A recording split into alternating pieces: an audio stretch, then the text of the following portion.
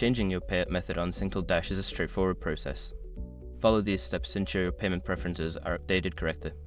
Step 1. Open the Singtel Dash app. Launch the Singtel Dash application on your mobile device. Make sure you are logged into your account to access the settings. Step 2. Navigate to Settings. Once you are in the app, look for the Settings option, usually found in the menu or Profile section. Tap on it to access your account settings. Step 3. Select Payout Method. In the Settings menu, find the option labeled Payout Method or Payment Settings. Click on this option to view your current payout methods. Step 4. Choose New Payout Method. Secure your accounts before moving on.